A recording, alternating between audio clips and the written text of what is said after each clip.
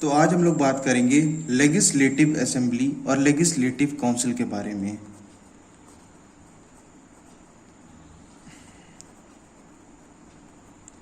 ये हर स्टेट में होती है मेरे भाई, हर स्टेट में, जितने भी स्टेट हैं इंडिया के, हर स्टेट में लेजिस्लेटिव असेंबली होती है।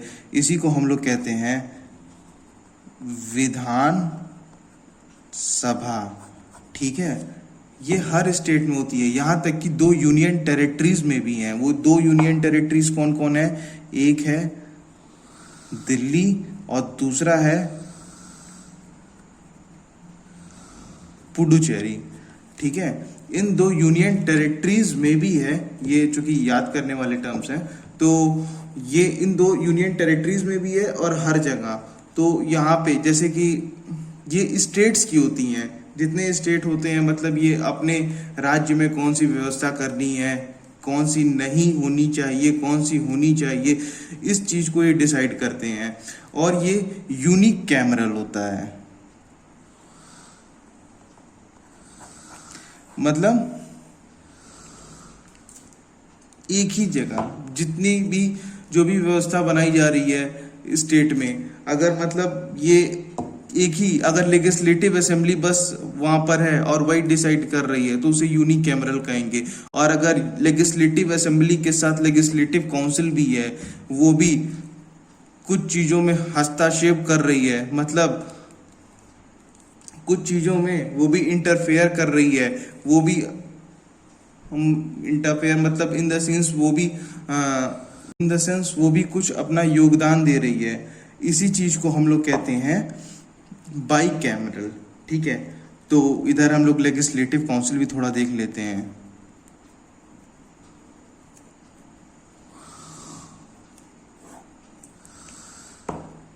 इसको हम लोग क्या कहते हैं?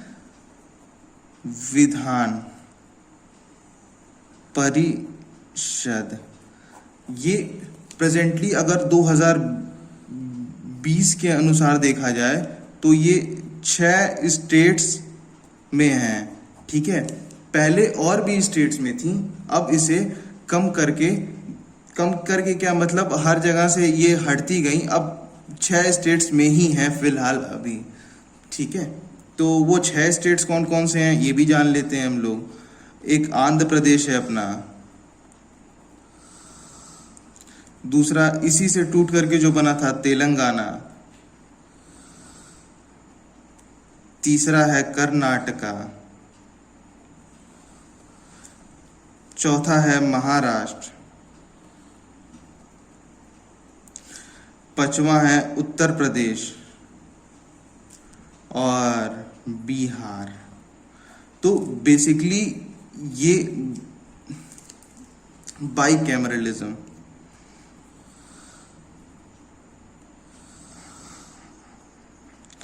जब अपना देश आज़ाद हुआ तो हमारे देश में बाई कैमरलिज्म के तहत लोकसभा और राज्यसभा दोनों को बनाया गया था। और उसी के तर्ज पे जैसे कि हमारे जो स्टेट्स हैं तो उसमें भी बहुत सारे लोग रहते थे, तो वहाँ की व्यवस्था को जहाँ पे थोड़े कम लोग रहते थे तो वहाँ पे इसकी बहुत ज़रूरत नहीं पड़ती थी और इसी से काम चल जाता था। लेकिन जहाँ की आबादी ज़्यादा है, जहाँ पर ज़्यादा सोच विचार करने की ज़रूरत है, तो उन स्टेट्स में लेजिस्लेटिव काउंसिल भी एक थी।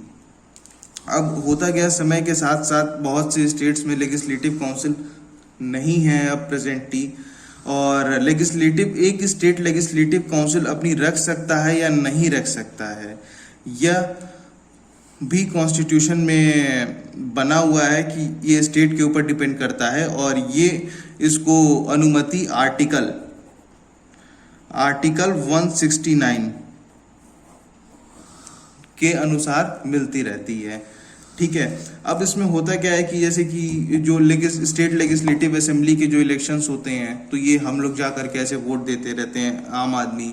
लेकिन जो लेजिस्लेटिव काउंसिल के इलेक्शंस होते हैं तो फिर वो डायरेक्ट इलेक्शंस नहीं होते हैं। इसमें कौन कौन पार्टिसिपेट करता है?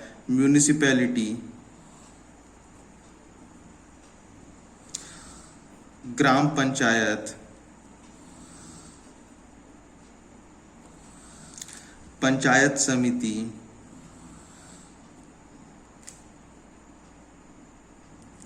डिस्ट्रिक्ट काउंसिल्स,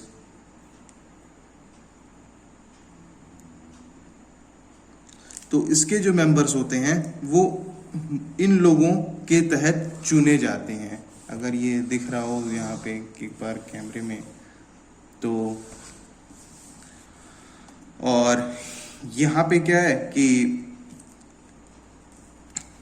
इसमें मिनिमम 60 मेंबर्स होंगे और मैक्सिमम 500 मेंबर्स हो सकेंगे, इससे कम नहीं होंगे और इससे ज़्यादा नहीं होंगे।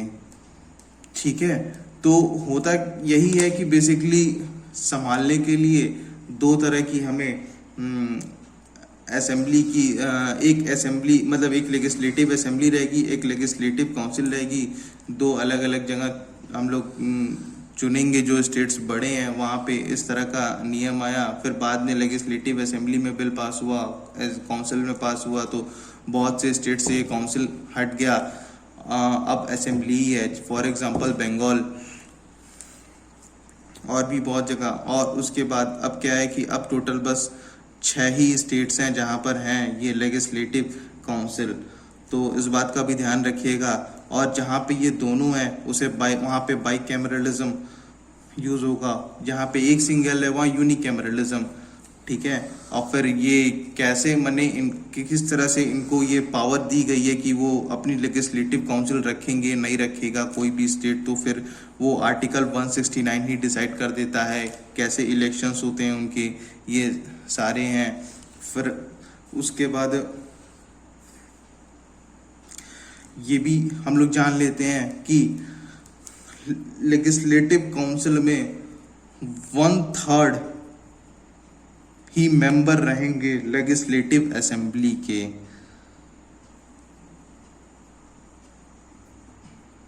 लेजिस्लेटिव असेंबली के 1/3 मेंबर ही रहेंगे। तो ये कुछ मेजर डिफरेंसेस हैं लेजिस्लेटिव असेंबली और लेजिस्लेटिव काउंसिल में। तो ये जनरली मतलब थोड़ा कंफ्यूजन रहता है लोगों के बीच में स्टेट को लेकर के। जैसे सेंट्रल में तो हमें पता है लोकसभा राज्यसभा है, और जाहिर सी बात है इसे हम लोग कहते हैं अपर हाउस, जैसे कि राज्यसभा को उधर अपर हाउस बोलते थे, इधर इसे हम लोग कहते हैं अपर हाउस, और इसे कहते हैं हम लोग लोअर हाउस। तो जैसे उधर लोकसभा का था वैसे ही इधर इसका लेजिस्लेटिव असेंबली का सब कुछ है, और इधर लेजिस्लेटिव काउंसिल का उसी तरह है जैसे कि राज्यसभा का था। हाँ, एक बात और भी ध्यान रखिएगा कि ये मनी बिल्स को नहीं पास कर सकते हैं, no rights to pass money bills. और भी बहुत सारी चीजें हैं बिल्स जो इन दोनों को अलग करती हैं, जिससे कि हम लोग समझ सकें कि मतलब ये अलग अलग हैं, दोनों अलग अलग। Okay, all the best, thank you for the day.